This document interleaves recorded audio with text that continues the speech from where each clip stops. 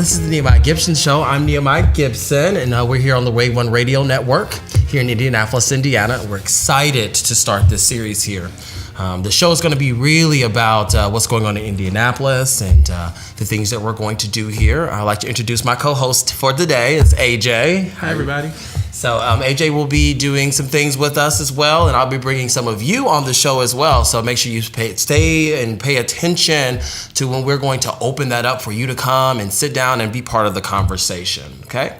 But again, I'm Nehemiah Gibson. I've been doing radio news for a long time here in the city and other cities as well. And now I'm going to do a little podcast and try to be telling you what's going on in Indianapolis and do a little gossip and try to help you in your personal life and your private life as it relates to parties at home and different drinks and different things you can try to entertain at home as well and what's going on in the city.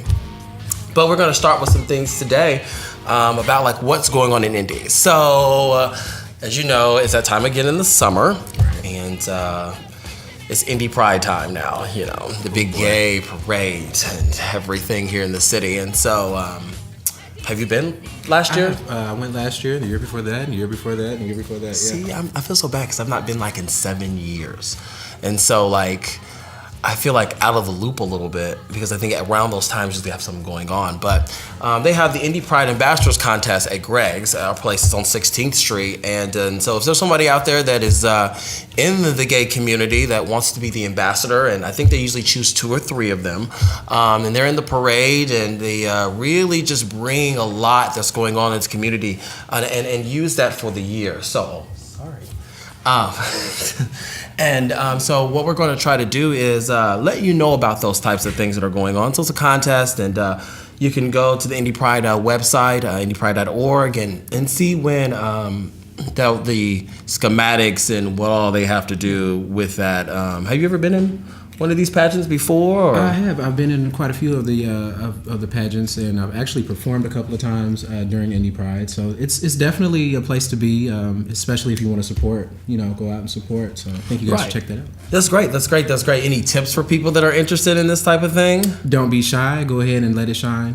Be prideful of who you are. Be yourself. Be yourself. Some people get into a lot of the pageant things. I know that I've judged a lot of the pageants here in the city, and so I know sometimes people get into that pageant drama. We don't want you to do that. We want you to go and have a good time and have fun and do the best that you can do. Right.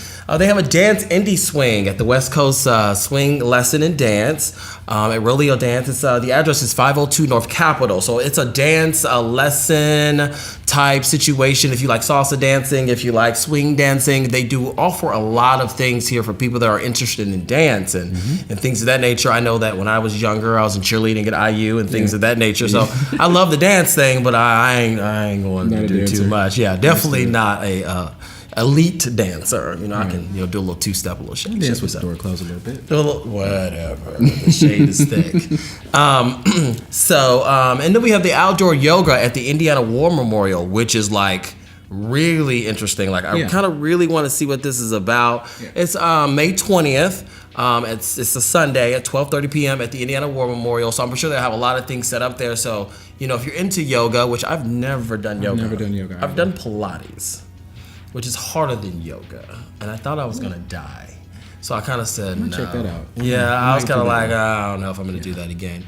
So bring your mat, and I'm for sure they have more information online as well. Usually I find a lot of these things on Facebook, so keep up with the Facebook thing, and I'm going to also add these to the Facebook page for the Nehemiah Gibson Show as well, so also look for that. Add my Twitter as well, Nehemiah_Gibson. I look forward to adding you back and following you back. He will follow you back. Oh, of course, you better know what to say. So as it relates to some of the things that are going on in the city, we have a lot of things that are kind of like shifting here. We have like Amazon possibly picking us, and I'm kind of like, It's definitely interesting. It's interesting, but in the same sense, I'm kind of like, where are we gonna fit these people? We can find a place. We're a little big city. Definitely. Definitely. And, Amazon really coming here, let's be real. I mean, we have more potholes in the city than anything. Oh my goodness, let's not get started. I'm just keeping it real.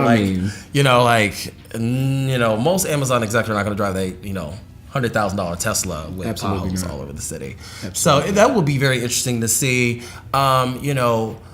I guess that what I'm trying to see here is that the downtown life has changed. And, with the nightlife of a lot of young people coming here working for Salesforce and working for these organizations, they really don't have a nightlife. I'd say that the downtown nightlife has died. Yeah, I mean, I don't think. My opinion. I think it's a life support. Like, it's kind of one of those things where it's Breathing like machines. clear. Like, what can be done here to revitalize the downtown nightlife for the young execs, the millennials that are coming into the community. Right. I think that's the conversation that needs to take place. And, we want you to be in these conversations and tweet these conversations on, Wave One Radio site, wherever you are using your social media to kind of reach out to us so we can have better conversations as it relates to this. We want to be the go-to for you. Absolutely. If there's an event going on, if you have a song, you're an artist. Venues that are available. Yes, if you're, and definitely, if you're singing or spoken word or that's something that you're into, I want to feature that for you. I want to have you on the show. I want to play it. We play music every week and every show as well of artists that are here. It's easy to listen to Nicki Minaj and Cardi B on 96.3 and those radio stations, but we want you to listen to us. We want you to know who's out there rapping, who's out there singing, dancing, and doing those things. And that's what's very important. And I think that that's what Indianapolis needs. We need something exciting. We need to be excited about something. Yeah. And lately, I think that, everything has stagnated. I know in our community and, in the gay community, we've lost every nightclub just about. So there's not very many places to go. So we're jamming everybody into one place and everybody knows everybody. And the venues are really not the best venues sometimes because they're very small. Mm-hmm. So we really want to know those things. Another thing that we do on the show is called Question of the Day. And sometimes we'll have questions of the day. So we want to know what your questions of the day is. So I want you to send those to me. See, again, go to Twitter to Nehemiah_Gibson. Send me your questions of the day. Go on Facebook and send me your questions of the day on the Nehemiah Gibson Show. The first question of the day is, how long is it appropriate to sit in a fast food restaurant drive-thru? What is the time limit? Are we doing the add-on? Yeah, we're doing the add-on. And at what point, after said time limit, is it okay to react, and how do you react? Right. So, let's give an example. So, if we're at a McDonald's and we're in the drive-thru for, let's say, 15 minutes. Is that appropriate? I would say, honestly, that 15 minutes is against protocol. Right. One. Okay, right. Two, it's against my protocol because I'm already hungry.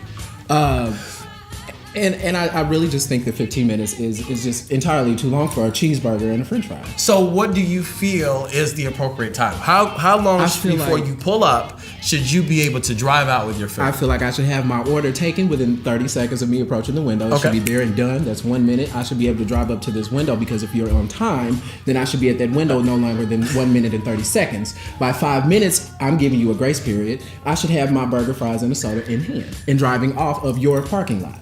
Great. So that's your grace period. That's me. Now, I know that sometimes, restaurants get a little crazy. I've been in food service. You've been in food service before.